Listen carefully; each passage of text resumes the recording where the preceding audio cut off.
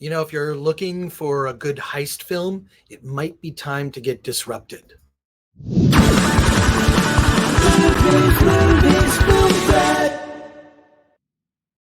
Welcome to the Film Threat Podcast. I am Chris Gore, and I hope you're enjoying your day. Who knows? I don't know. It's weird times, but I will say this: one of the benefits of all the big theatrical releases being pushed off to later in 2021 is that it gives you and I an opportunity to check out some indie films that have been coming out. Nothing has stopped indie film schedules. Independent films are just coming out left and right, and there's so many good ones, especially if you pay attention to what's available on video on demand. Let's talk to the director of Disrupted, Andre Welsh.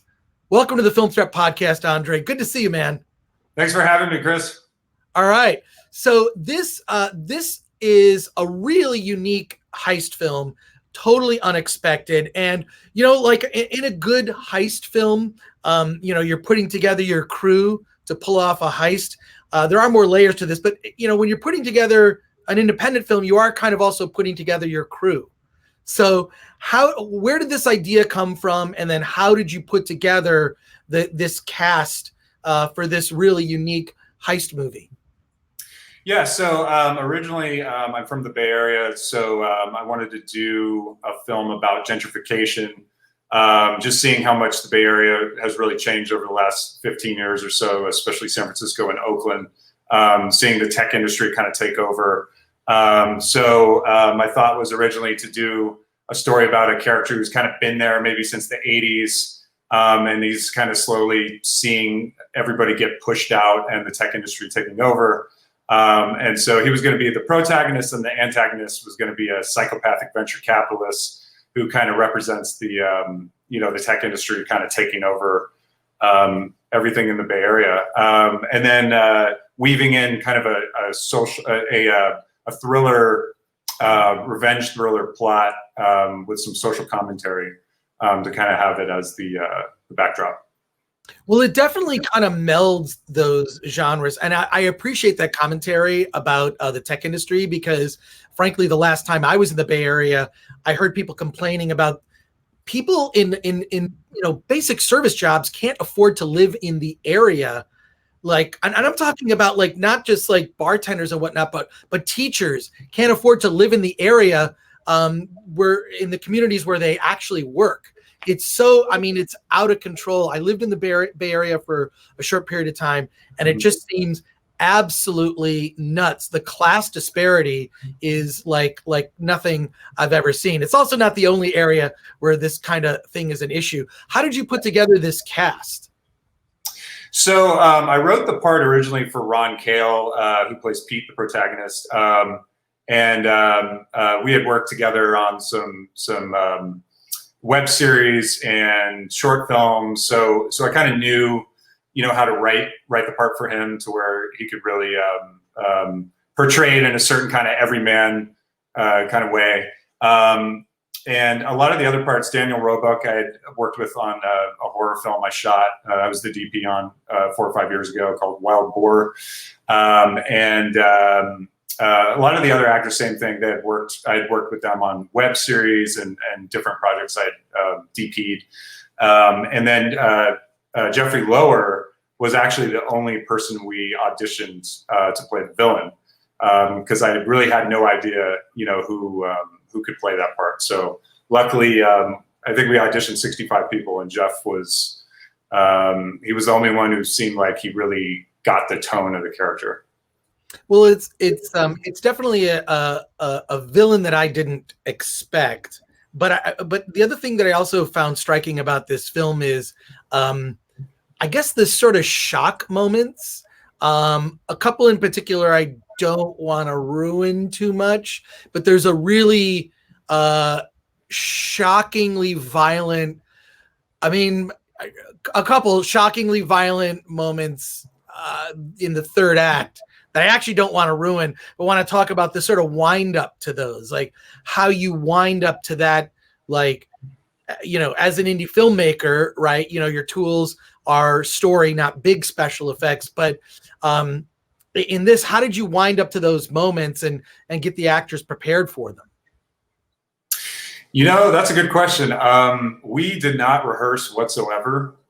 So a lot of it was kind of just on the fly. The way I work a lot of times as a director is, I don't give them a ton of direction in the beginning. I just kind of see what they do. And a lot of times I love takes 1 and 2 just because it's just kind of more raw. And that's partially why I tend to shoot a little bit more on the handheld side, just to where I can, repo on the fly and not worry so much about the actors hitting their marks perfectly. So I got to give a lot of credit to the actors. They just kind of brought just a really raw, I don't know, especially, Jeff Lower playing such a dark character. He stayed, he played it, really, really calm throughout most of the film, and then really kind of, when he needed to, he would wind up, towards the end. Well, it completely works with this crew. What in terms of putting this together, what sort of advice do you have, like, to indie filmmakers on a project like this, where you're like trying to get the most out of the assets, and the assets I feel like you really had in your favor are this cast, which I thought was amazing, and then secondly, the locations. There's a particular location in that third act that I thought was just really well utilized. Mm-hmm. Yeah, that's to me, that's always been paramount. When you're working with a low budget, I think, we did shoot on the Red camera, so that did cost some money to rent, but I wanted to put as much of the budget on the screen as I could. So it was all about making sure we had lodging for the actors if we had to have them travel, and locations, because those are things that, really can make the film look just kind of bigger, I guess.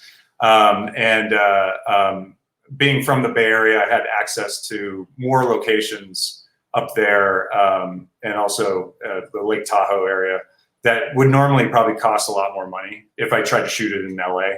So we did shoot some interiors in LA when it was more cost effective that way, but for the most part, we shot in the Bay Area. There's just so many cool, gritty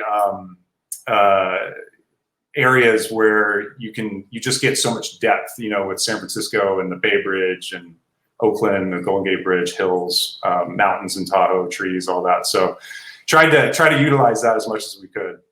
Well, it's certainly, I think production value comes from the two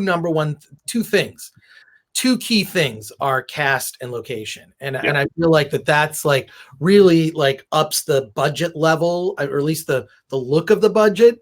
I don't get an opportunity to ask this question with a lot of indie filmmakers that I talk to, but I want to ask about gunplay and guns, because there are guns and gunplay in this film. But I do know, with what, having done a film previously where we had guns, there is a level of seriousnness when you have guns on a film set that you have to take very seriously. Can you talk a little bit about, for those filmmakers who have never dealt with having a gun on a set, and, how to deal with that, and why it's so important, why safety is such an important factor in pulling off gun scenes successfully? Yeah, so I purposely tried to limit as much gun stuff as I could in the script. So the scenes where we did have guns were much more controlled areas. We never had them in public. So in Tahoe, we were on private property, and then we had another little shootout scene in a front yard of a house, but it was pretty controlled. It was at my uncle's house, my aunt and uncle's house. So we made sure we let the neighbors know what was going on. I actually shot a short film back when I was in film school in San Francisco, where somebody called the cops we actually didn't have any guns or anything, but somebody called the cops thinking that somebody was getting beaten to death with a hammer. So we actually did have cops run up on us back when I was in my early 20s. So I kind of learned my lesson. Don't do anything in public unless you know for sure people can tell that it's not real. So yeah, I try to limit gun stuff, and whenever we do, just have everybody, on the same page with it. We also used, they were prop guns that we rented. So. Well, I think it's just important if you're going to have any gun in a film that you just follow all those rules and regulations. I didn't even think about the whole idea. I mean, if you have a controlled set, you're good. The scene that we shot that involved guns was in a warehouse, so we didn't have that. But I didn't even think about the idea, like, yeah, having a gun in public could be dangerous. I think you need to let people know you're doing that. Yeah. That's what the cops told us, back in San Francisco when I shot my short. And even though we had one of those clubs, that you lock your steering wheel with, and the character runs across the street and hits this guy with the club and in an alleyway. And so I was an idiot. I just wanted it to look cool. So we did this shot where I run across traffic with the camera and I'm following him, just to make it look kind of real in broad daylight. But we didn't think it was going to be a big deal until about 20 minutes later, and cops came and they just said, we were like, sorry, we don't have a permit. And they're like, no, it's not the permit. Just let us know that it's not actually, real. so yeah, lesson learned. That's weird. So it's like basically you're reporting a non-crime. So hey, just want to let you know that would be a great way to pull off a heist. Just say, don't worry, this isn't a real bank robbery. We're just shooting a movie. Anyways, Andre Welsh, thank you for talking to us on the Film Threat podcast. The movie Disrupted is now available on all your video on demand platforms. Check it out. I also want to thank our sponsor, Storyblocks. Go to storyblocks.com/filmthreat. All sorts of tools to help independent filmmakers and creators of all types. Andre, thank you so much for being on the show. I really appreciate it. Yeah, thanks so much for having me.